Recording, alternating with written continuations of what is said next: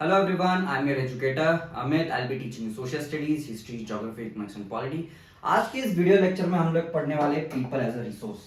जब हम रिसोर्स की बात करते हैं, resources means anything that satisfies human needs. That satisfies human needs मतलब जो भी चीजें ह्यूमंस की जरूरतें पूरा करें, इसको हम रिसोर्स बोलते हैं। ठीक है, तो रिसोर्स में आपकी जो पर्सनल चीजें हैं वो हो सकती है, कपड़े हो गए, आपकी साइकिल हो गई, ठीक है, आपकी बाइक हो गई, ये सारी क्या हो जाते हैं, रिसोर्स हो जाते हैं, आपका टाइम बचाते हैं। ठीक है, anything that satisfy human needs are called as resources.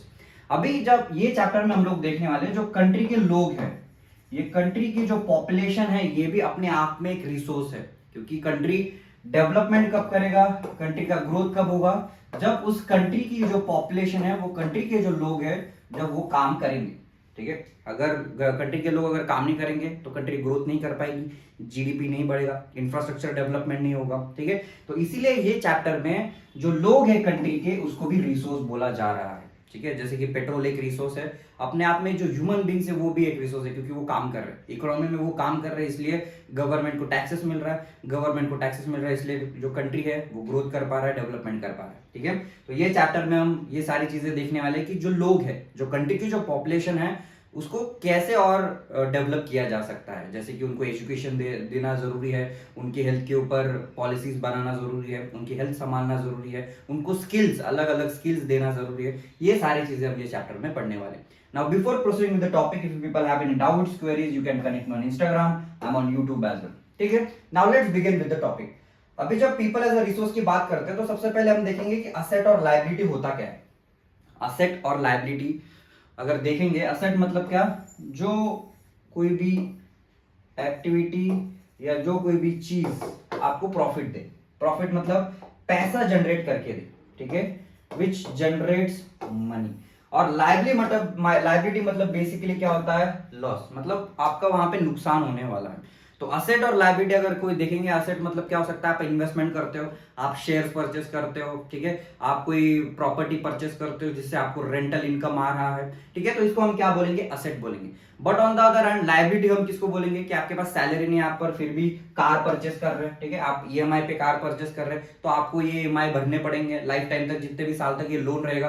तो ये आपका क्या है, लायबिलिटी है, लॉस है। ठीक है, तो यहाँ पे जब लोगों की हम बात करेंगे, तो कंट्री में भी लोग, कुछ लोग असेट होते हैं और कुछ लोग लायबिलिटी होते हैं। ठीक है, अभी कौन से लोग असेट रहेंगे किसी भी कंट्री के लिए, अगर हम गवर्नमेंट ऑफ इंडिया की बात करें, तो गवर्नमेंट ऑफ इंडिया के लिए इंडिया के कौन से लोग ज्यादा कंट्री के लिए बेनिफिशियल रहेंगे या असेट रहेंगे। ऐसे लोग जो काम करते हैं, ऑब्वियसली काम करेंगे मतलब इकोनॉमिक एक्टिविटी करेंगे। अगर वो ऑफिस में जाएंगे तो ऑफिस में जाने के बाद उनको एक सैलरी मिलेगी, सैलरी मिलने के बाद वो गवर्नमेंट को अपना टैक्स पे करेंगे, जिससे गवर्नमेंट के पास भी पैसा आएगा और गवर्नमेंट डेवलपमेंट के काम करेगा।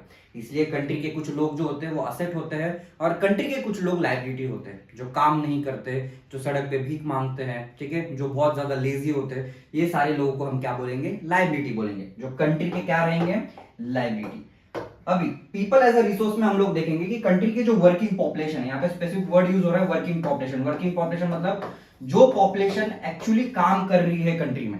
ठीक है, तो काम कोई भी हो सकता है, आपका बिजनेस हो सकता है, आपका 9 to 5 वाला जॉब हो सकता है, या कोई भी एक्टिविटी या कोई भी काम जिससे आपको पैसा मिल रहा है, इसको हम क्या बोलेंगे, वर्किंग लोग बोलेंगे, जो काम कर रहे हैं, जो पैसा जनरेट कर रहे हैं। ठीक है, अभी ऐसे लोगों के पास स्किल्स होंगे तभी तो पैसा जनरेट कर रहे हैं, उनके पास कुछ एबिलिटीज होंगी, उनके पास कोई टैलेंट होगा, कोई चीज उनको आती होगी जिससे वो अपना बिजनेस कर रहे हैं, अपना काम कर रहे हैं। ऑन द अदर हैंड ये सारी चीजों को हम क्या बोलेंगे, ह्यूमन रिसोर्सेज। ह्यूमन रिसोर्सेज मतलब यहाँ पे जो ह्यूमंस है, जो कंट्री की डेवलपमेंट में काम कर रहे हैं, इनको यहाँ पे ह्यूमन रिसोर्स बोला जा रहा है। अभी जो ह्यूमन रिसोर्स है वो इफिशिएंटली काम कब कर पाएंगे, इफिशिएंटली मतलब बहुत अच्छी से या ज्यादा कम समय में ज्यादा काम कैसे कर पाएंगे, अगर उनके पास स्पेसिफिक एजुकेशन है, उनकी हेल्थ अच्छी है, तभी ये क्या कर सकते हैं, काम अच्छी से कर सकते हैं। फॉर एग्जाम्पल अगर इमेजिन करो कि आप एजुकेटेड नहीं है, आपको पढ़ना लिखना ही नहीं आता, तो आपको जॉब अपॉर्चुनिटीज बहुत कम हो जाएगी, तो आपको लेबर की तरह काम करना पड़ेगा, फैक्ट्री में वर्कर की तरह काम करना पड़ेगा। But on the other hand आप अगर एजुकेटेड है, आपके पास एक ग्रेजुएशन डिग्री है, तो आप ऑफिस में काम कर सकते हैं, आपके लिए अपॉर्चुनिटीज बहुत ज्यादा हो जाती है। इसलिए एजुकेशन जो है वो किसी भी पर्सन के लिए बहुत इंपॉर्टेंट हो जाता है। On the other hand health की बात करते हैं, ऐसा आदमी जो हमेशा बीमार होता है, डिजीजेस में पड़ा रहता है, ठीक है, बहुत ज्यादा लेजी है, तो मतलब उसको घर से बाहर नहीं जाता है क्योंकि वो बीमार है, तो वो ऑफिस नहीं जा पाएगा, वो पैसा जनरेट नहीं कर पाएगा, and at the end of the day अपने फैमिली को वो नहीं संभाल पाएगा। तो कंट्री में जो लोग हैं वो हेल्दी होना भी बहुत ज्यादा जरूरी है, डिजीजेस फ्री रहना बहुत ज्यादा जरूरी है, क्योंकि अगर लोग बीमार रहेंगे तो वो ऑफिस नहीं जा पाएंगे और कंट्री का ग्रोथ नहीं होगा, ठीक है। तो ये जो लोग हैं, ये जो रिक्वायरमेंट है, ये इफिशिएंट पॉपुलेशन के लिए इंपॉर्टेंट हो जाती है, जैसे कि हेल्थ हो गया, जैसे कि एजुकेशन हो गया, जैसे कि स्किल और प्रोडक्टिव नॉलेज हो गया, ठीक है। तो प्रोडक्टिव नॉलेज में आपको इंटरनेट का नॉलेज होना चाहिए, कंप्यूटर हार्डवेयर सॉफ्टवेयर का नॉलेज होना चाहिए। ऑन द अदर हैंड अभी जो आर्टिफिशियल इंटेलिजेंस के नए नए टेक्नोलॉजी डेवलप हो रही है उसका भी नॉलेज आपको होना चाहिए। जितना ज्यादा नॉलेज, जितना ज्यादा स्किल आपके पास रहेगा उतनी अपॉर्चुनिटीज आपके लिए ज्यादा रहेगी, ठीक है। तो यहाँ पे ह्यूमन रिसोर्स की बात हो रही है। नेक्स्ट अभी दो ये एग्जांपल्स दिए हुए आपके टेक्स्ट बुक में, एक तो ग्रीन रेवोल्यूशन का एग्जांपल दिया और एक इंडिया का आईटी रेवोल्यूशन का एग्जांपल दिया। ग्रीन रेवोल्यूशन में इंडियन गवर्नमेंट ने एग्रीकल्चर पे सबसे ज्यादा फोकस किया था। ग्रीन रेवोल्यूशन में इंडिया ने क्या किया, अपना जो एग्रीकल्चर प्रोड्यूस है उसका एक्सपांशन किया, एग्रीकल्चर प्रोड्यूस बढ़ा दिया। इसलिए आज आप लोग देखो इंडिया जो है एग्रीकल्चर में टॉप 5 में तो आता ही है रैंकिंग में। व्हीट प्रोडक्शन हो गया, राइस प्रोडक्शन हो गया, तो इसमें हम टॉप रहते हैं बिकॉज ऑफ ग्रीन रेवोल्यूशन।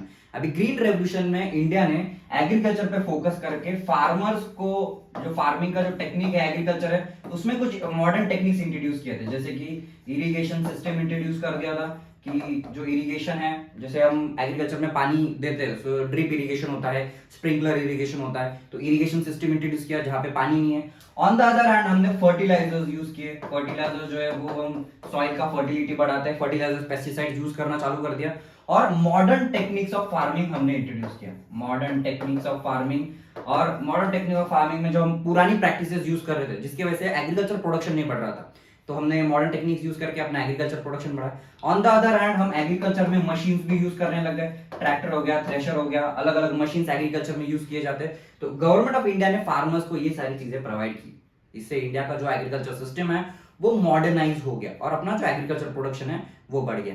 अभी ये एग्रीकल्चर प्रोडक्शन से क्या हो गया, फूड सिक्योरिटी इंश्योर हो गई। फूड सिक्योरिटी मतलब कंट्री में जितने भी लोग हैं वो उनको खाना मिलना चाहिए, स्कैरसिटी ऑफ फूड नहीं होना चाहिए, इसलिए यहाँ पे ग्रीन रेवोल्यूशन पे ज्यादा फोकस किया गया था, ठीक है। इसके बाद से इंडिया जो है वो सेल्फ सफिशिएंट कंट्री बन गया, किसमें, फूड ग्रेन्स में। अपने को फूड ग्रेन्स के लिए किसी दूसरे कंट्री से इंपोर्ट नहीं करना पड़ता। तो यहाँ पे ग्रीन रेवोल्यूशन की बात हो रही है। ग्रीन रेवोल्यूशन के बाद नेक्स्ट है आईटी रेवोल्यूशन। अभी ये जो आईटी रेवोल्यूशन है, ब्रिटिशर्स ने इंडिया को कॉलोनाइज किया था, 1947 में इंडिया को इंडिपेंडेंस मिला। तो ब्रिटिशर्स ने बहुत सारी चीजें इंडियंस के लिए वो छोड़ के गए, उसमें से इंग्लिश ये लैंग्वेज ब्रिटिशर्स इंडियंस के लिए छोड़ के गए, और इंडियंस ने इंग्लिश लैंग्वेज को एक्सेप्ट किया, उन्होंने उसको पढ़ना लिखना शुरू कर दिया। आज आप लोग देख सकते हो बहुत सारे स्कूल्स होते हैं वो इंग्लिश मीडियम स्कूल्स होते हैं, इंग्लिश में बात करना कंपलसरी होता है, भले ही वो अपनी देश की लैंग्वेज नहीं है तभी भी, ठीक है। तो इंग्लिश जो है, ये इंग्लिश से अपने को एक फायदा भी हुआ, ठीक है, भले ही इंग्लिश को हमने एक्सेप्ट किया, अपनी लैंग्वेज नहीं है, पर कुछ फायदा इंग्लिश से अपने को हुआ। अभी इंडिया में जितनी भी पॉपुलेशन है उनको अच्छे से इंग्लिश में बात करना आता है, ठीक है, इंग्लिश ये लैंग्वेज अच्छी आती है, तो इसी की वजह से जितने भी आईटी सेंटर्स है, जितने भी हम लोग देख सकते हो कि जो ट्रेनिंग सेंटर्स होते हैं, उसके बाद ट्रेनिंग सेंटर्स के बाद जो बीपीओज होते हैं, जो कस्टमर केयर सर्विस वाले जो सेंटर्स होते हैं, जैसे कि कस्टमर सर्विस, जब आपको कोई प्रोडक्ट में प्रॉब्लम होता है तो आप कस्टमर केयर से बात करते हो, तो कस्टमर केयर सर्विस जो है वो सर्विसेज इंडिया में सेटअप किए जा रहे हैं। क्यों? क्योंकि इंडियंस को इंग्लिश लैंग्वेज अच्छे से आती है, ठीक है। तो इंग्लिश लैंग्वेज जो है, इंडिया में पॉपुलेशन भी ज्यादा है, पॉपुलेशन ज्यादा होने के कारण यहाँ पे वेजेस भी कम होते हैं, इसलिए बाहर के फॉरेन के जो कंपनीज है वो क्या करते हैं, अपनी कस्टमर केयर सर्विस जो सेंटर्स होते हैं वो इंडिया में बनाते हैं, क्योंकि इंडिया में वो इंग्लिश एक बैरियर नहीं है, वर्ल्ड में इंग्लिश समझी जाती है, ठीक है। तो ये यहाँ पे आईटी रेवोल्यूशन भी इंडिया में हुआ, तो हार्डवेयर हो गया, सॉफ्टवेयर हो गया, इसमें भी रेवोल्यूशन इंडिया में देखे जा रहे हैं। तो ये जो पॉपुलेशन है, ये पॉपुलेशन ने खुद को और ज्यादा स्किल्ड बनाया, तभी ये एक्टिविटीज अपने को क्या आ रही है, करते आ रही है, इसकी वजह से डेवलपमेंट हो रहा है। नेक्स्ट है how people can be turn into a productive asset. अभी जो लोग है, कंट्री की जो पॉपुलेशन होती है, ये पॉपुलेशन को हम एक असेट कैसे बनाएं जिससे कि ज्यादा से ज्यादा ग्रोथ हो, डेवलपमेंट हो, ज्यादा से ज्यादा पैसा जनरेट किया जाए। पहले तो उनको एजुकेशन देना पड़ेगा, स्कूल्स कॉलेजेस बनाने पड़ेंगे, जितने ज्यादा लोग एजुकेटेड होंगे उतने अच्छे लेवल पे वो काम करेंगे, उतने जॉब अपॉर्चुनिटीज उनको मिलेंगी, जितना कम एम्प्लॉयमेंट इकोनॉमी में होगा। On the other hand health के ऊपर उनके काम करना पड़ेगा, हॉस्पिटल्स बनाने पड़ेंगे, गवर्नमेंट हॉस्पिटल्स जो कम रेट पे होंगे, क्योंकि बहुत सारे लोग होते हैं वो अफोर्ड नहीं कर पाते जो मेडिकल फैसिलिटीज होती है, तो गवर्नमेंट की रिस्पॉन्सिबिलिटी हो जाती है एजुकेशन और हेल्थ सब्सिडाइज रेट पे देना या कम पैसे में देना। ऑन द अदर हैंड लोगों को ट्रेनिंग भी देना पड़ेगा, ट्रेनिंग मतलब स्किल देना पड़ेगा कि काम कैसे किया जाता है, ठीक है। अलग अलग स्किल्स होते हैं, जैसे कि कंप्यूटर के स्किल्स हो गए कि कंप्यूटर टाइपिंग कैसे की जाती है, कंप्यूटर में हार्डवेयर सॉफ्टवेयर के साथ कैसे काम किया जाता है, ये ट्रेनिंग उनको देनी पड़ेगी। और अलग अलग रिसर्चेस करनी पड़ेगी अलग अलग टॉपिक्स पे। रिसर्च करने से अलग अलग मेथड्स डेवलप की जाती है, अलग अलग टेक्नोलॉजी डेवलप की जाती है, तो ये सारी चीजें कौन करता है? गवर्नमेंट करता है। अब एक स्टोरी देखते हैं, एक छोटी सी स्टोरी है सकाल की, सकाल के बाद एक विलास की भी स्टोरी है, ये दोनों स्टोरीज का कंपैरिजन हम करेंगे। अभी सकाल की स्टोरी में क्या दिया, एक अच्छा यहाँ पे एक स्टोरी दिया है कि जो सकाल है उसके जो पेरेंट्स है, एक तो बूटा चौधरी है, उसकी मॉम है शीला, तो ये दोनों क्या करते हैं? एग्रीकल्चर लेबरर्स होते हैं, ठीक है। एग्रीकल्चर फील्ड पे काम करते हैं, एग्रीकल्चर फील्ड पे काम करते करते उनका जो बच्चा होता है, उनके बच्चों को वो एजुकेशन देते हैं, ठीक है। जो विलेज का जो स्कूल होता है वो अपनी मेहनत करके जितना पैसा उनके पास आता है उतना पैसा जमा करके अपने बच्चों को पढ़ाते लिखाते हैं, और बड़ा होने के बाद उसका जो बच्चा है, उसके जो फादर है, उसको हायर एजुकेशन देने के लिए लोन भी ले लेते हैं, ठीक है। कर्जा ले लेते हैं और कर्जे से अपने बच्चों को वो पढ़ाते हैं। वो बच्चा अच्छे से परफॉर्म करता है, एजुकेशन लेता है, ठीक है, अच्छे स्किल्स डेवलप कर लेता है, और उसको एक नौकरी भी मिल जाती है। क्या एक मिल जाती है? एक अच्छा सा जॉब मिल जाता है, और एक सॉफ्टवेयर वो डिजाइन करता है। सॉफ्टवेयर डिजाइन करने के बाद उसको प्रमोशन भी मिलता है। प्रमोशन मतलब एक लेवल से आदमी आज दूसरे लेवल के पोस्ट तक जाता है, उसको प्रमोशन बोला जाता है। तो ये एक सक्सेसफुल स्टोरी है कि कैसे एजुकेशन की वजह से जो फादर और मदर है उन्होंने हार्ड वर्क करके अपने बच्चों को पढ़ाया, लोन लेके अपने बच्चे को हायर एजुकेशन दिया, और वो बच्चे को अच्छा जॉब मिला, और अभी वो पूरी फैमिली का जो पूरा स्टैंडर्ड ऑफ लिविंग है वो बेहतरीन कर रहा है। ये क्या है? एक स्टोरी ऑफ सकाल, एक सक्सेसफुल स्टोरी है। अभी स्टोरी ऑफ विलास देखते हैं। विलास जो है उसके फादर की डेथ हो जाती है जब विलास 2 साल का होता है। उसकी मॉम फिश बेच के, बाय सेलिंग द फिश, वो 20-30 रुपीज पर डे का कमा लेती है, ठीक है। विलास जो है उसको बचपन से बीमारी है, एथराइटिस है इसको, ठीक है, तो वो स्कूल में भी नहीं जा पा रहा, उसकी मॉम उसको डॉक्टर पे भी नहीं लेके जा पा रही। क्यों? क्योंकि इतना पैसा नहीं है। अगर दिन के 20-30 रुपीज वो अर्न कर रही है तो डॉक्टर के पास क्या ही लेके जाएगी, राइट। इसके बाद उसकी हेल्थ कंडीशन की वजह से और फाइनेंशियल कंडीशन की वजह से वो स्कूल नहीं जा पा रहा है, और उसकी मम्मी को भी थोड़े दिनों बाद क्या हो जाता है? बीमारी हो जाती है, तो खुद उसको फिश सेल करना पड़ता है। ऐसे कंडीशन में ही was force to sell the fish. अब ये जो स्टोरी है, स्टोरी क्या बताती है कि फाइनेंशियल बैकवर्डनेस की वजह से या प्रॉब्लम्स की वजह से जो आदमी अनएजुकेटेड रहता है तो उसकी फाइनेंशियल कंडीशन, उसकी फैमिली की कंडीशन कितनी खराब हो जाती है, ठीक है। तो ये दोनों जो एग्जांपल हैं, ये दोनों एग्जांपल का अगर हम कंपैरिजन देखें तो या एक जगह पे ह्यूमन रिसोर्स पे इन्वेस्ट किया गया है, पैसा खर्चा किया है, ठीक है। जो सकाल, उसके पेरेंट्स ने सकाल के ऊपर पैसा खर्चा किया, उसके एजुकेशन पे इन्वेस्टमेंट किया, उसको at the end of the day अच्छा जॉब मिला। बट जो विलास है, विलास के पेरेंट्स इतना इन्वेस्टमेंट नहीं कर पाए because of their own issues, own problems, तो इसीलिए जो विलास है वो एक फिशरमैन ही बन के रह गया। क्या? फिश बेचते रह गया। तो यहाँ पे आप लोग देख सकते हो कि कैसा एक एजुकेशन जो है एक आदमी की लाइफ ट्रांसफॉर्म कर सकता है, ठीक है। अभी बात करते हैं एक जापान की, या जो डेवलप स्टेट्स होते हैं उनकी बात करते हैं। अभी जो डेवलप स्टेट्स है मतलब वो रिचर कंट्रीज में आते हैं, डेवलप्ड है मतलब वहाँ पे टेक्नोलॉजी अच्छी है, इंफ्रास्ट्रक्चर अच्छा है, ठीक है, इन्वेंशन बहुत अच्छे होते हैं, मैन्युफैक्चरिंग बेस बहुत अच्छा है। तो इसमें एक जापान का भी एग्जांपल दिया। जापान ने अपने लोग के ऊपर ज्यादा फोकस किया, उनकी हेल्थ पे, उनकी एजुकेशन पे।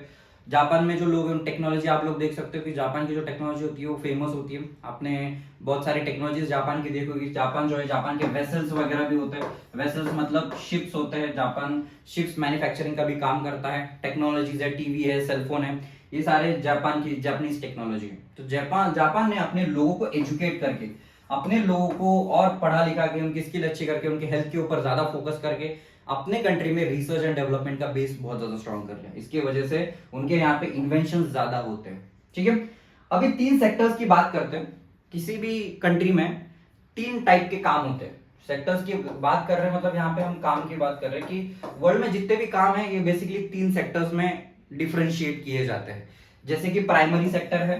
प्राइमरी सेक्टर में एग्रीकल्चर आता है, फिशिंग आता है, फॉरेस्ट्री, फार्मिंग एंड क्वेरिंग आता है। ये सारी एक्टिविटी किस में आएंगे? ये प्राइमरी सेक्टर में आएंगे। अभी प्राइमरी सेक्टर जो है इसमें सारा एग्रीकल्चर आ रहा है। नेक्स्ट होता है सेकेंडरी सेक्टर, इसमें सारा मैन्युफैक्चरिंग बेस आता है। मैन्युफैक्चरिंग बेस मतलब सारे factories.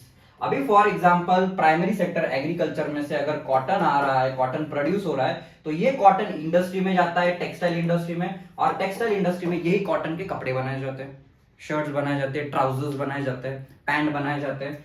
On the other and हम लोग टर्शरी सेक्टर की बात करते हैं। टर्शरी सेक्टर को यहाँ पे बोला जाता है service sector.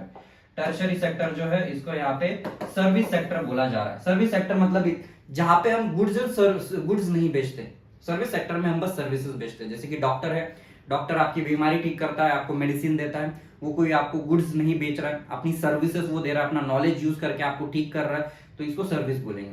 On the other hand banking services होती है। बैंक क्या करता है, बैंक आपके पैसे संभालता है, आपको अलग अलग इन्वेस्टमेंट्स के तरीके बताता है, वो सर्विस दे रहा है, आपको कोई गुड्स नहीं बेचता है, इसको हम सर्विस बोलते हैं। ऑन द अदर हैंड हम टीचर की बात करेंगे तो टीचर आपको कोई गुड्स नहीं बेच रहे, आपको आपका उनका वो नॉलेज दे रहे हैं, और यही नॉलेज जो है वो नॉलेज आप अपने एग्जाम में यूज करते हैं, तो इसको हम क्या बोलेंगे, टर्शरी सेक्टर। तो यहाँ पे गुड्स नहीं बेचे जा रहे, यहाँ पे सर्विसेज बेची जा रही है। तो ये 3 टाइप के सेक्टर्स यहाँ पे होते हैं।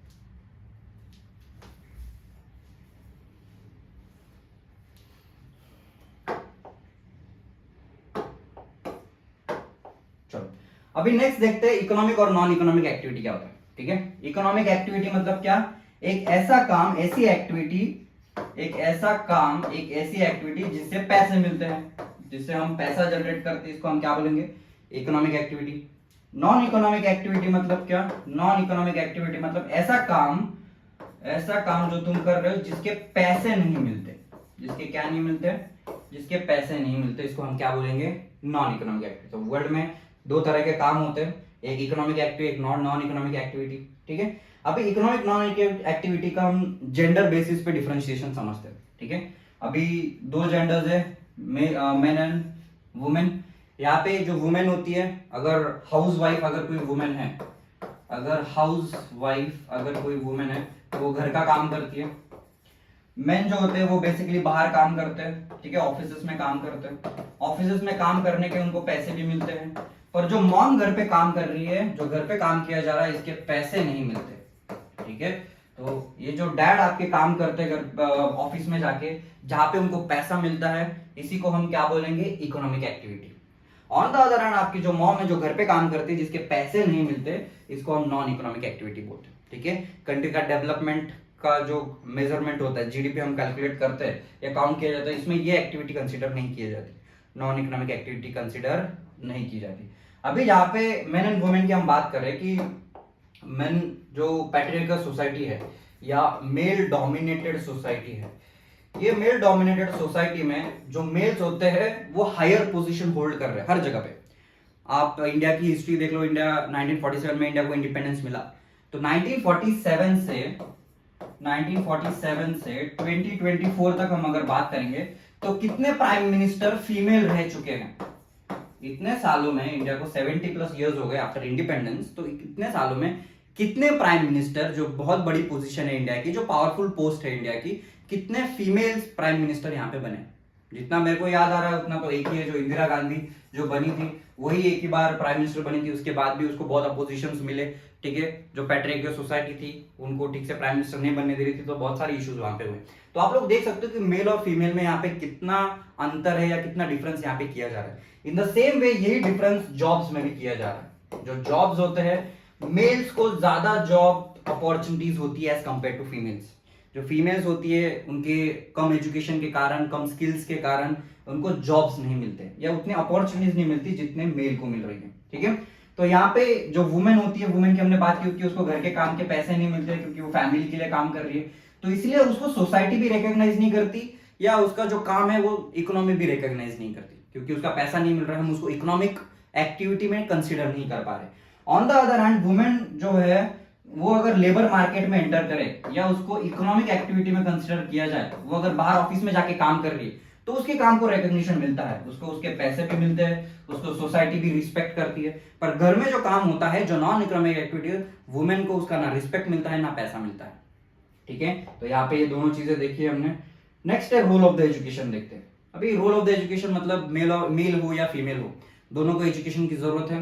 दोनों को स्किल की जरूरत है। अगर आपको इकोनॉमिक अपॉर्चुनिटीज चाहिए, इकोनॉमिक अपॉर्चुनिटीज मतलब क्या, जिसमें पैसा इन्वॉल्व है, अगर पैसा आपको चाहिए, ऐसा काम करना है जिससे आपको रेवेन्यू मिले, तो आपको स्किल और एजुकेशन की ज्यादा जरूरत रहेगी।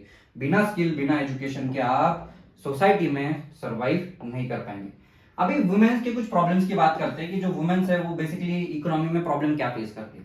पहले तो उनका एजुकेशन कम है, उनके पास स्किल्स ज्यादा नहीं है, क्योंकि इतने साल इंडिया का जो सोसाइटी था 1947 के पहले, वुमेन को ज्यादा अपॉर्चुनिटीज नहीं मिलती थी, उनको पढ़ाया लिखाया नहीं जाता था, उनको घर के बाहर नहीं रखा जाता था, उसकी वजह से उनका एजुकेशन कम रह गया और उनका जो स्किल फॉर्मेशन था वो कम रह गया। ठीक है, उसके बाद उनको अगर काम भी मिलता है तो दे आर पेड लो, मतलब अगर मेल की सैलरी की बात किया जाए तो मेल को ज्यादा पैसे मिलते हैं as compare to female. For example अगर कंस्ट्रक्शन वर्क की हम बात करें, कंस्ट्रक्शन का जहां पे भी काम होता है, जहां पे मेल काम करता है उसको 500 रुपीज पर डे मिलता है, but on the other hand जो फीमेल काम करती है उसको 300 रुपीज पर डे ही मिलता है।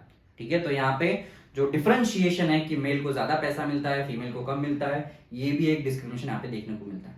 ठीक है, बेगर लीगल प्रोटेक्शन, अभी यहाँ पे गवर्नमेंट जो है ज्यादा लीगल प्रोटेक्शन प्रोवाइड नहीं कर पा रही है वुमेन को, क्योंकि अगर आप ऑफिस में काम कर रहे हो तो बहुत सारे कॉल सेंटर्स के जो जॉब्स होते हैं वो रात के नाइट की शिफ्ट होती है, तो रात को अगर वुमेन काम कर रही है तो उसको सेफ्टी प्रोटेक्शन वगैरह की जरूरत होती है, तो ये सिक्योरिटी या ये लीगल प्रोटेक्शन गवर्नमेंट उसको प्रोवाइड नहीं कर पा रही। ऑन द अदर हैंड जो बेसिक फैसिलिटीज वुमेन को चाहिए, जैसे कि मैटरनिटी लीव चाहिए, for example if she is pregnant तो उसको छुट्टी चाहिए होती है, तो बहुत ऑफिसेस में मैटरनल लीव नहीं मिलती। उसके बाद जो चाइल्ड केयर होता है, सोशल सिक्योरिटी होती है, ये भी उनको नहीं मिलती। तो इसीलिए जो वुमेन है वो जॉब में थोड़े से पीछे, ये प्रॉब्लम्स वुमेन फेस करती है।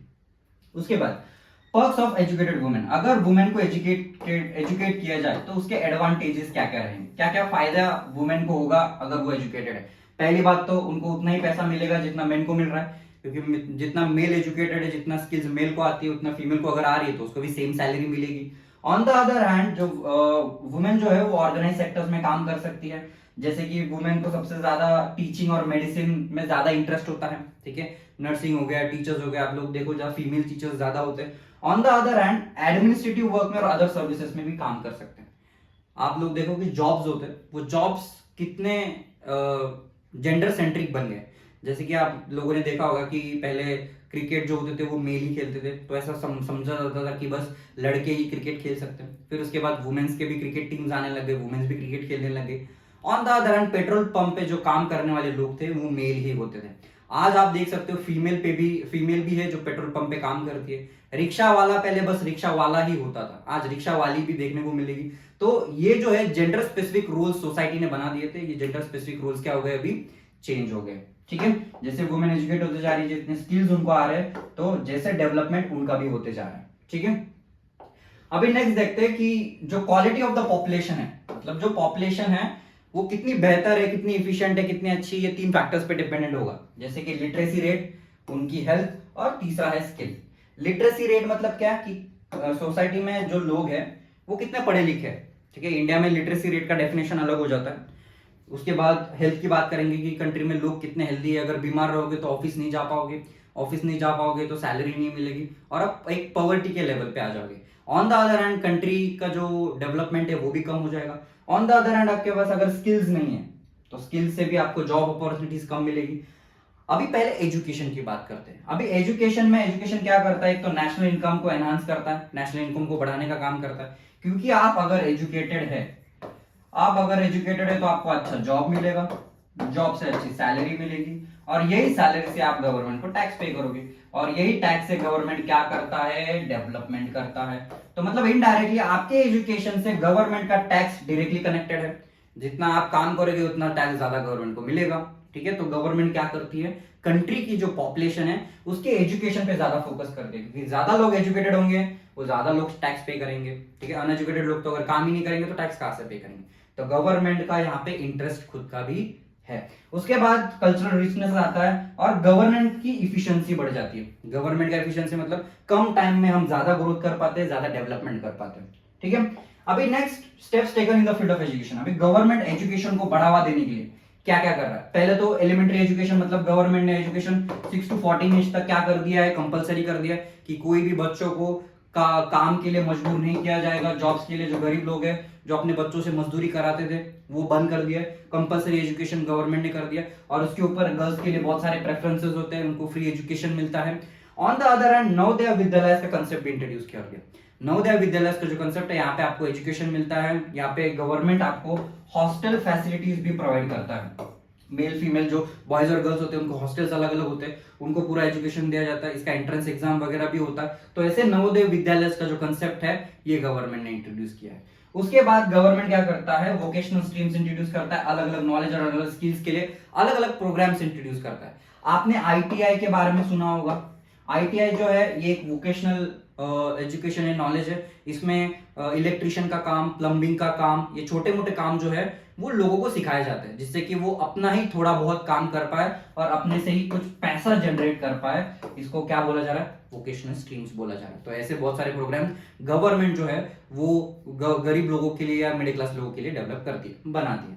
ऑन द अदर हैंड जो गवर्नमेंट है वो कितना खर्चा कर रही है, education has increase from 151 crore in the first plan to 3766 crore in the 11th plan. मतलब एजुकेशन पे जो खर्चा है वो गवर्नमेंट का बढ़ता जा रहा है। अभी जीडीपी की अगर बात करें तो एजुकेशन पे गवर्नमेंट जीडीपी 0.64% ही 51-52 में खर्चा करता था, पर 2015-16 का डेटा जो है वो 3% ही है। पर इसमें प्रॉब्लम क्या है, ये 3% जो है वो अभी तक कांस्टेंट है, इससे ज्यादा इंक्रीमेंट या ज्यादा खर्चा एजुकेशन पे नहीं किया जा रहा। ठीक है, तो ये एक बहुत बड़ा एजुकेशन सेक्टर के लिए प्रॉब्लम है। नेक्स्ट लिटरेसी रेट की बात करते हैं।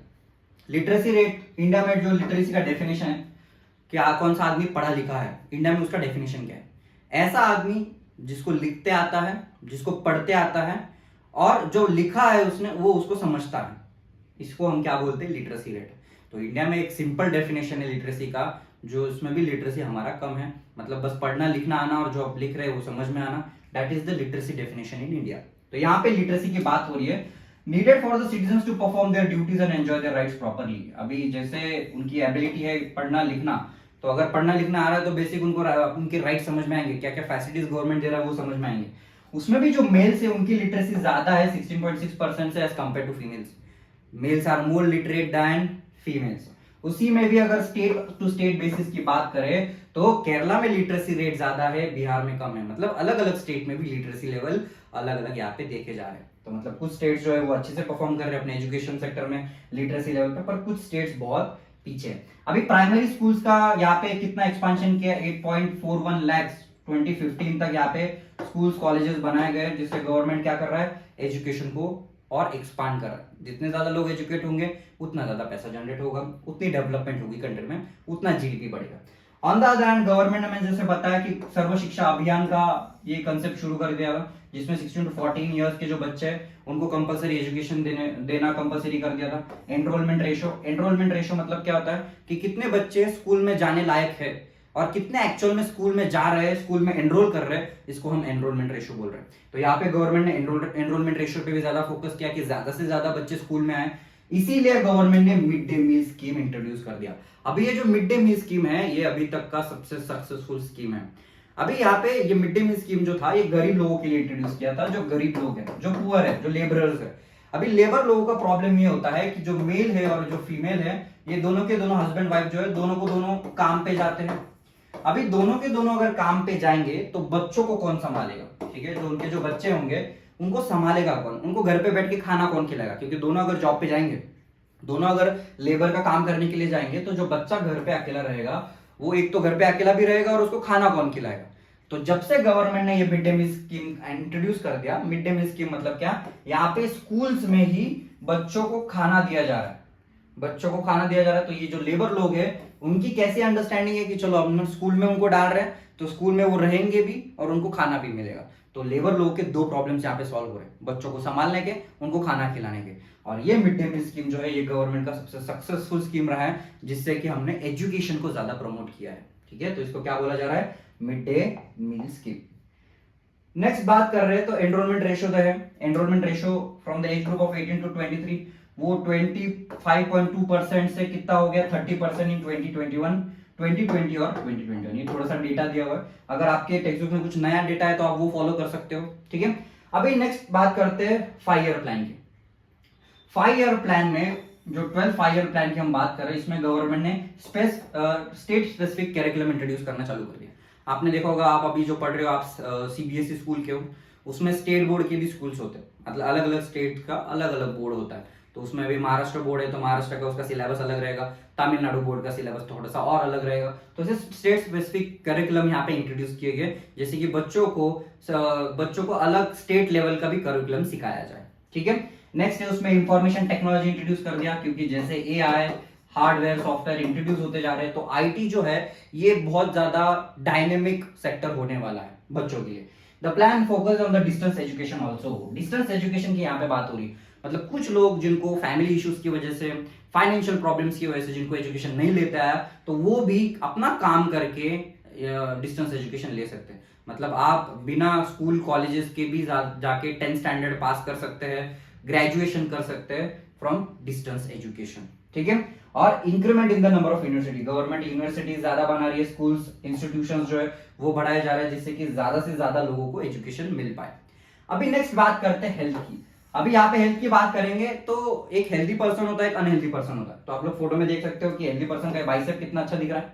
उसके बाद जो अनहेल्दी है, अनहेल्दी तो वो काम नहीं कर पाते, आलसी बहुत ज्यादा होते हैं। उनका जो हेल्दी पर्सन होते हैं उनका डाइट भी अच्छा होता है। तो आप फोटो में देख सकते हो ये वेजिटेबल्स पकड़ा हुआ है। और जो अनहेल्दी लोग होते हैं वो कैडबरी ज्यादा खाते हैं, ठीक है, चॉकलेट्स वगैरह खाते हैं। तो यहाँ पे जो आदमी हेल्दी है वो इकोनॉमिकली ज्यादा हेल्पफुल रहेगा, गवर्नमेंट ऑफ इंडिया के लिए ज्यादा हेल्पफुल रहेगा। और गवर्नमेंट ऑफ इंडिया ये वर्किंग पॉपुलेशन होती है उनके लिए भी ज्यादा पॉलिसीज बनाती है। ऑन द अदर हैंड जो अनहेल्दी पर्सन है, जो घर पे उसको रहना पड़ रहा है because he is not disease free, तो उसको अगर बहुत सारी बीमारियां तो उसको घर पे रहना पड़ेगा। तो घर पे रहेगा तो काम नहीं कर पाएगा, काम नहीं कर पा रहा है तो अपनी फैमिली को नहीं संभाल पाएगा। तो किसी भी कंट्री के लिए ये जो हेल्दी पर्सन होता है ये ज्यादा इंपॉर्टेंट होता है। इसलिए गवर्नमेंट क्या करती है, मेक श्योर करती है कि ज्यादा से ज्यादा कंट्री में क्या रहे, लोग हेल्दी रहे और अपने अपने ऑफिस में जाए, अपना अपना काम करे। अभी हेल्थ के इसमें हम 4 इंपॉर्टेंट टर्म्स देखते हैं। पहला इंपॉर्टेंट है लाइफ एक्सपेक्टेंसी। लाइफ एक्सपेक्टेंसी मतलब क्या कि एक इंसान अपनी पूरी जिंदगी कितने सालों तक जीता है या उसकी पूरी जिंदगी कितने साल की है, इसको लाइफ एक्सपेक्टेंसी बोला जाता है। ठीक है, एक एवरेज इंडियन इंसान उसकी कितने सालों की जिंदगी होती है, इसको लाइफ एक्सपेक्टेंसी बोलेंगे। तो वो कंट्री टू कंट्री डिफरेंट होती है। On the other hand infant mortality rate मतलब क्या, मतलब जो बच्चे जिनका जन्म हुआ है 0 ईयर से लेके 1 साल तक, ऐसे कितने बच्चों की, छोटे बच्चों की डेथ हो रही है, इसको हम इन्फेंट मोर्टेलिटी रेट बोलते हैं। बस जो इन्फेंट मतलब अभी अभी जन्म हुआ है ऐसे बच्चे और विद इन 1 साल उनकी डेथ हो जाती है, इसको इन्फेंट मोर्टेलिटी रेट बोलते हैं। On the other hand birth rate मतलब क्या कि कितने बच्चों का जन्म हुआ आउट ऑफ द 1000 पीपल, और डेथ रेट मतलब क्या, कितने लोगों का डेथ हुआ आउट ऑफ द 1000 पीपल। ठीक है, तो ये अलग अलग टर्म्स हैं, ये हेल्थ में कंसिडर किए जाते हैं, birth rate, death rate, infant mortality rate. अभी कंट्री का जो प्रायोरिटी होता है वो हेल्थ होता है। अभी कोविड-19 में भी बहुत सारी चीजें हम लोगों को समझ में आई कि हेल्थ कितना इंपॉर्टेंट है।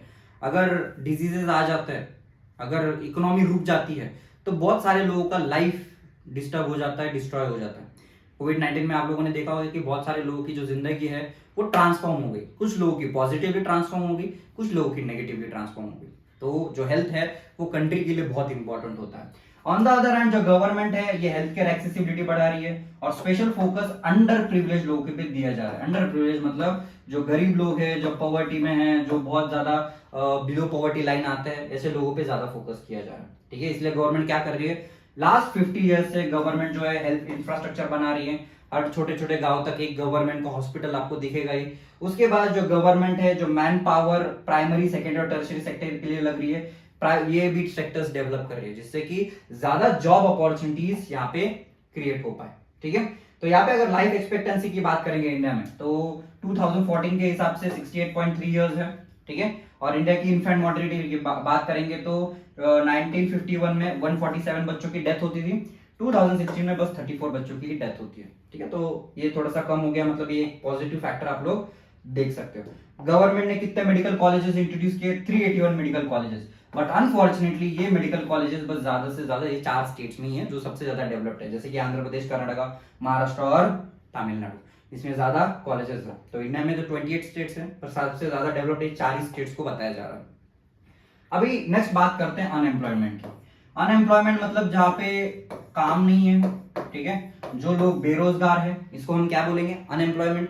मतलब आप अगर इकोनॉमिक पॉइंट ऑफ व्यू से देखो, इकोनॉमिक पॉइंट ऑफ व्यू से अगर देखो तो जो बच्चे होते हैं, चिल्ड्रन, और जो बूढ़े होते हैं, बूढ़े मतलब क्या होता है, सीनियर सिटीजन्स, ठीक है, और जो एल्डर्स बोल सकते हैं, जो काम नहीं करते, ये इकोनॉमी के लिए इकोनॉमिक पॉइंट ऑफ व्यू से बर्डन होते हैं। बर्डन होते हैं मतलब इनको संभालना पड़ता है। जो बच्चे होते हैं, जो बूढ़े होते हैं, इनको इकोनॉमी में संभालना पड़ता है, गवर्नमेंट को भी संभालना पड़ता है, क्योंकि बच्चे जो है वो तो एजुकेशन ले रहे, काम नहीं कर रहे, कोई इकोनॉमिक एक्टिविटी नहीं कर रहे, बस पढ़ाई कर रहे, तो इनको हम बेरोजगार बोल सकते हैं, ठीक है, काम नहीं कर रहे। तो यहाँ पे इकोनॉमिक पॉइंट ऑफ व्यू से ये दोनों क्या होते हैं, इकोनॉमी के लिए एक बर्डन होते हैं। तो यहाँ पे अनएम्प्लॉयमेंट की बात हो रही है। अनएम्प्लॉयमेंट की बात करेंगे मतलब ऐसे सोसाइटी में लोग जहां पे उनके पास काम नहीं है। तो अनएम्प्लॉयमेंट में अगर बात करेंगे तो दो टाइप्स होते हैं। पहला सीजनल अनएम्प्लॉयमेंट है। सीजनल अनएम्प्लॉयमेंट मतलब क्या, पूरे एक साल में जब 365 डेज होते हैं तो लोगों को पूरा 365 डेज काम नहीं मिलता, साल के कुछ दिन ही उनको काम मिलता है, तो इसको हम क्या बोलते हैं, सीजनल अनएम्प्लॉयमेंट, ठीक है। तो ये जो सीजनल अनएम्प्लॉयमेंट है, हम इसको शुगर फैक्ट्री में देख सकते हैं। शुगर फैक्ट्री जो है, शुगर फैक्ट्री की हम जब बात करेंगे, शुगर फैक्ट्री साल भर काम नहीं करता, 12 महीने शुगर फैक्ट्री नहीं चलती। शुगर फैक्ट्री जो है वो बस जब तक शुगर केन कट के फैक्ट्री में आता है 3-4 महीना उतना ही चलती है, और वो 3-4 महीने में पूरा साल भर का प्रोडक्शन कर लेते हैं। तो बाकी जो वर्कर्स शुगर फैक्ट्री में काम कर रहे हैं उनको तो 4 महीना ही काम मिलेगा, और बाकी टाइम वो क्या रहेंगे, अनएम्प्लॉयड रहेंगे। इसको सीजनल अनएम्प्लॉयमेंट बोला जाता है। In the same way agriculture में भी जब क्रॉप ग्रो करना होता है, जब क्रॉप काटना होता है, तभी वर्कर्स को बुलाया जाता है, तभी उनसे काम कराया जाता है, बाकी टाइम तक उनको काम नहीं मिलता। इसको हम क्या बोलेंगे, सीजनल अनएम्प्लॉयमेंट, ठीक है। तो सीजनल अनएम्प्लॉयमेंट है, इसमें लोग आधा टाइम उनको काम मिलता है, आधा टाइम काम नहीं मिलता। अभी डिसगाइज अनएम्प्लॉयमेंट की बात करते हैं, ठीक है। डिसगाइज अनएम्प्लॉयमेंट के लिए हम एक एग्जांपल देखते हैं कि एक फार्म लैंड है, ठीक है, एक जमीन है, ये जमीन एक ही जमीन है, उसको 5 बच्चे ए बी सी डी और ई, ठीक है, ये 5 बच्चे, पांचों के 5 बच्चे जो है अनएजुकेटेड है, उनके कोई एजुकेशन नहीं लिया, वो अपने फादर को ही उनके एग्रीकल्चर लैंड पे हेल्प करते थे। तो आज ये एग्रीकल्चर लैंड जो है वो 1 एकड़ का है। ये पांचों के 5 बच्चे ये 1 एकड़ एग्रीकल्चर लैंड पे काम कर रहे हैं, ठीक है। वो दूसरी जगह काम नहीं कर सकते क्योंकि उनके पास उतना एजुकेशन नहीं। अभी 5 बच्चे जो है ये पूरे 1 एकड़ पे काम कर रहे हैं। ये 1 एकड़ पे काम करने के लिए 2 लोग सफिशिएंट है। 2 people are sufficient to work on a 1 acre of land। पर जबरदस्ती यहाँ पे कितने लोग काम कर रहे हैं, 5 लोग काम कर रहे हैं, प्लस उनके फादर भी काम कर रहे हैं। तो यहाँ पे 6 लोग एक ही एग्रीकल्चर लैंड पे काम कर रहे हैं जितनी की जरूरत नहीं है। अगर ये एक एकड़ ऑफ लैंड अगर यहाँ पे कल्टीवेट करने के लिए 2 लोग सफिशिएंट है, तो बाकी के जितने भी 3 लोग हैं वो बाहर दूसरा जॉब लेके और अपनी फैमिली की इनकम बढ़ा सकते थे, पर यहाँ पे वो बढ़ा नहीं पा रहे। इसी काम को हम, इसी अनएम्प्लॉयमेंट को हम क्या बोलते हैं, डिसगाइज अनएम्प्लॉयमेंट। मतलब आपको यहाँ पे काम तो मिल रहा है पर आपका इफिशियंसी, आपका जो यूटिलिटी है वो नहीं बढ़ पा रहा, ठीक है। तो यहाँ पे इसको हम क्या बोलेंगे, डिसगाइज अनएम्प्लॉयमेंट। मतलब इन सिंपल टर्म्स में अगर हम देखेंगे तो एक पैच ऑफ लैंड पे अगर 2 लोग अच्छी से काम कर सकते हैं, जबरदस्ती वहां पे 10 लोग काम कर रहे हैं, ठीक है। तो इसको हम क्या बोलेंगे, डिसगाइज्ड अनएम्प्लॉयमेंट। अभी अर्बन अनएम्प्लॉयमेंट की बात करते हैं। अर्बन एम्प्लॉयमेंट में तो लोग एजुकेटेड भी है, ठीक है, जो यूथ होता है उनके पास ग्रेजुएशन है, पोस्ट ग्रेजुएशन का डिग्री है, पर फिर भी उनको जॉब नहीं मिल पा रहा, ठीक है। अभी इसमें बहुत सारे इश्यूज होते हैं, इसमें बहुत सारे केसेस होते हैं, तो केसेस को समझते हैं। अर्बन अनएम्प्लॉयमेंट में लोग के पास टेक्निकल स्किल्स भी होते हैं, ठीक है। बहुत सारी जगह पे तो क्या होता है कि जो लोग है, ठीक है, वो लोग है अच्छे से काम भी करते हैं, उनके पास एबिलिटी भी होती है और उनकी काम करने की इच्छा भी होती है, पर क्या होता है कि उनको रिक्वायर्ड जॉब्स नहीं मिल पाते, उतने जॉब्स गवर्नमेंट जनरेट नहीं कर पाता। ऑन द अदर हैंड ऐसा भी अनएम्प्लॉयमेंट होता है कि लोगों को हायर एजुकेशन लेना होता है, हायर एजुकेशन लेने की वजह से वो क्या नहीं कर पा रहे, वो अपना जो एग्जिस्टिंग जॉब है वो नहीं ले पा रहे क्योंकि उनको और आगे पढ़ना है, ठीक है। तो ये ऐसे अर्बन अनएम्प्लॉयमेंट में प्रॉब्लम्स होते हैं। अभी अनएम्प्लॉयमेंट के डिसएडवांटेजेस क्या है, क्या प्रॉब्लम्स है, डिसएडवांटेज। पहला तो जो मैन पावर है कंट्री में, जो पॉपुलेशन है, उनकी जो एनर्जी है वो वेस्ट हो रही है अगर उनको काम नहीं मिल रहा है तो। दूसरा, कंट्री के जो लोग होते हैं, जो काम कर रहे हैं वो असेट है, जो काम नहीं कर पा रहे हैं वो लाइबिलिटी हो जाते हैं, और ये लाइबिलिटी किसको संभालनी पड़ती है, नुकसान किसको झेलना पड़ता है, गवर्नमेंट को झेलना पड़ता है, ठीक है।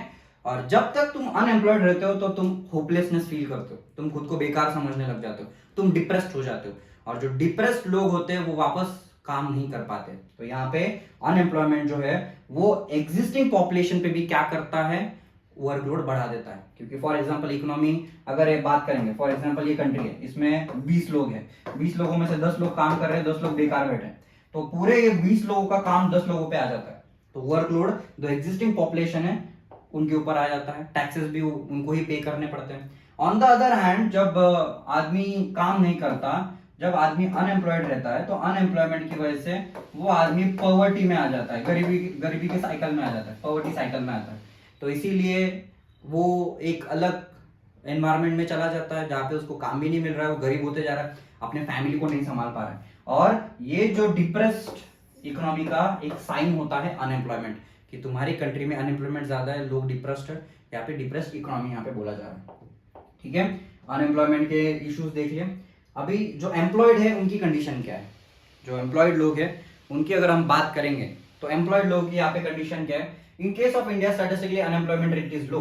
A large number of people represented with low income and productivity are counted as employed. मतलब जो लोग एम्प्लॉयड है उनको सैलरी कम मिल रहा है, उनके जो वेजेस है, उनकी जो सैलरी है, ये सैलरी क्या है, बहुत लो है, कम सैलरी है, ये उनका सबसे बड़ा प्रॉब्लम है।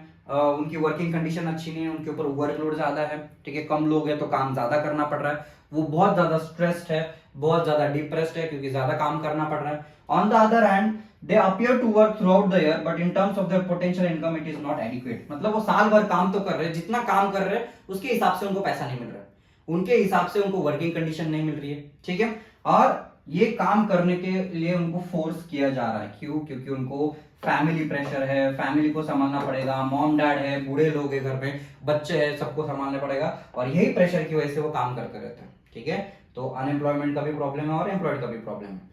Poor people can not afford to sit idle. जो गरीब लोग होते हैं, जब हम वर्कर्स की बात करते हैं तो वर्कर्स जो है वो आइडल नहीं बैठ सकते। आइडल मतलब क्या?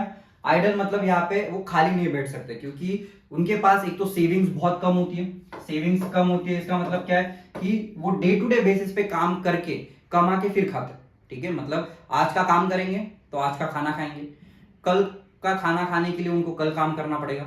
ठीक है, तो यहाँ पे वर्कर्स की कंडीशन ऐसी होती है, तो एक भी दिन वो बिना काम के खाली नहीं बैठ सकते। तो ये किसका प्रॉब्लम होता है? ये वर्कर्स का प्रॉब्लम होता है। अभी अगर हम सेक्टर्स की बात करें, जो प्राइमरी सेक्टर ये सबसे ज्यादा लेबर इंटेंसिव सेक्टर होता है। लेबर इंटेंसिव मतलब क्या? सबसे ज्यादा लोग एग्रीकल्चर में काम करते हैं। अगर आज भी देखो तो 50% से ज्यादा पॉपुलेशन आज भी एग्रीकल्चर एक्टिविटीज में इसमें इंडल्ज्ड है। कौन से कंट्री में? इंडिया में। नेक्स्ट, ये जो डिसगाइज अनएम्प्लॉयमेंट है ये एक सबसे बड़ा इशू होते जा रहा है, क्योंकि इंडिया का एग्रीकल्चर सेक्टर में जो लोगों की जरूरत नहीं है वो भी एग्रीकल्चर में काम करें, मतलब एक्सेस लोग काम करें। अभी रिसेंटली जो लोग हैं उन्होंने अपना नया स्किल इंट्रोड्यूस करना चालू कर दिया, नए स्किल सीखना चालू कर दिया, और वो दूसरे सेक्टर्स में डाइवर्स होते जा रहे हैं। कोई टर्सरी सेक्टर में जा रहा है, कोई सेकेंडरी सेक्टर में जा रहा है। ठीक है, तो ये हो जाता है प्राइमरी सेक्टर का। उसके बाद जो सेकेंडरी सेक्टर है, सेकेंडरी सेक्टर में स्मॉल मैन्युफैक्चरिंग होता है। ये सबसे ज्यादा लेबर इंटेंसिव इंडस्ट्री होती है। जो छोटे मोटे फैक्ट्रीज होते हैं वहां पे लेबर ज्यादा यूज किए जाते हैं। फैक्ट्री वर्कर्स जो होते हैं वो ज्यादा यहाँ पे एम्प्लॉयमेंट मिलता है और उनको यहाँ पे एम्प्लॉयमेंट से पैसा भी मिलता है। ठीक है, और टर्शरी सेक्टर की बात करेंगे तो टर्शरी सेक्टर सर्विस सेक्टर आता है। सर्विस सेक्टर में भी बहुत सारे लोगों को यहाँ पे जॉब अपॉर्चुनिटीज मिल रही है, जिसमें जो टेक्नोलॉजी है वो यूज की जा रही है। जैसे कि आप लोग आज देख सकते हो जो ई कॉमर्स सेक्टर है, अमेजॉन हो गया, जोमेटो हो गया। ठीक है, तो ये सेक्टर से भी बहुत सारे लोगों को जॉब्स मिल रहे हैं। ठीक है, अगर जीडीपी की बात करेंगे, जीडीपी का मतलब क्या होता है? जीडीपी का मतलब होता है gross domestic product. Gross domestic product मतलब क्या कि एक साल में, ठीक है, all final value of goods and services, all final value of goods and services produced in a country during a year। मतलब एक साल में एक ज्योग्राफिक लोकेशन में कितने final goods and services produce किए जा रहे हैं, इसकी फाइनल वैल्यू जो होती है इसको हम क्या बोलते हैं? जीडीपी बोलते हैं। और कंट्रीज का जो कंपैरिजन होता है वो जीडीपी के बेसिस पे ही होता है। ठीक है, अभी एक लास्ट तुम्हारे टेक्स्ट बुक में स्टोरी दी हुई है, एक विलेज का स्टोरी है, एक डेवलपमेंट पर्सपेक्टिव से ही बताया गया है। ये विलेज जो है, ये विलेज में जितने भी लोग हैं, मेंबर्स हैं, वो अपने कपड़े खुद बनाते हैं। ठीक है, अपने कपड़े खुद बनाते हैं और उनके बच्चों को भी कपड़े बनाना सिखाते हैं। और यहाँ पे फार्मिंग भी होती है। एक फैमिली क्या करती है, अपने बच्चे को एक एग्रीकल्चर कॉलेज में डालती है और वो एक एग्रो इंजीनियर बन जाता है। अभी जैसे वो बच्चा एग्रो इंजीनियर बन जाता है, वो नए नए एग्रीकल्चर के टेक्निक्स अपने गांव में इंट्रोड्यूस करता है, ठीक है, इतना इंजीनियरिंग उसने किया है तो अलग अलग अच्छा नॉलेज है उसको एग्रीकल्चर का। तो वहां पे वापस गांव में आने के बाद वो एक new method of agriculture introduce करता है, नया टाइप ऑफ फ्लो इंट्रोड्यूस करता है, जिससे कि एग्रीकल्चर प्रोडक्शन बढ़ जाता है वीट का। अभी यहाँ पे एग्रीकल्चर प्रोडक्शन अगर वीट का बढ़ रहा है तो लोग जो है अपना उनको जितना चाहिए साल भर के लिए उतना रखते हैं और बाकी क्या करते हैं, सेल ऑफ कर देते हैं। तो यहाँ पे जो विलेज है उसका इनकम बढ़ गया क्योंकि वो अपना जितना भी सरप्लस आउटपुट है उसको सेल कर रहे हैं। ऑन द अदर हैंड यहाँ पे जैसे वो बच्चे का एक सक्सेसफुल एग्जांपल बन गया, जैसे वो एग्रो इंजीनियर बन गया, तो इसीलिए ये इससे मोटिवेट होकर जो फैमिलीज है वो एक रिक्वेस्ट करते हैं पंचायत में कि वहां पे भी स्कूल्स खुलने चाहिए। तो एक नया स्कूल वहां पे बनाया जाता है, बाजू के गांव से टीचर्स को रिक्रूट किया जाता है, ठीक है। तो ऐसे स्कूल शुरू होते हैं, फिर बाकी बच्चों को भी एजुकेशन मिलता है जिससे कि और ज्यादा ऐसे एग्जांपल्स बने। ऑन द अदर हैंड यहाँ पे उनकी एक फैमिली ऐसी है जहाँ पे वो अपने बच्ची को, अपनी डॉटर को एक टेलरिंग सिखाती है, टेलरिंग का एक कोर्स वो कराया जाता है। तो यहाँ पे जो स्टिचिंग का जो काम है वो फैमिली में शुरू हो जाता है और पूरे गांव के जो लोग हैं अपना स्टिचिंग करने के लिए, नए कपड़े सिलाने के लिए इसके ये फैमिली के पास ही आते हैं। This another new job that of a tailor was created, और इसी की वजह से एक अलग से नया जॉब बन गया। मतलब ये गांव में फोकस किया जा रहा है एग्रीकल्चर पे और यहाँ पे क्लोथिंग पे, और यही दो एक्टिविटीज की वजह से जो गांव है उसका ग्रोथ होने लग गया। कैसे ग्रोथ होने लग गया? पहले जो गांव के लोग थे वो अपना स्टिचिंग करने के लिए, कपड़े सिलाने के लिए दूसरे गांव में जाते थे, तो उनका टाइम वेस्ट होता था, वो खर्चा भी होता था। तो अभी टेलरिंग अगर उनके गांव में शुरू हो गया तो वहां पे उनके गांव में उनको टेलरिंग करने के लिए एक फैमिली मिल गई, वहां पे वो टेलरिंग करते हैं और अपना जितना भी टाइम है जहाँ पे वो वेस्ट होता था वो अपना एग्रीकल्चर में लगा रहे हैं और एग्रीकल्चर में उनको इनकम ज्यादा मिल रहा है।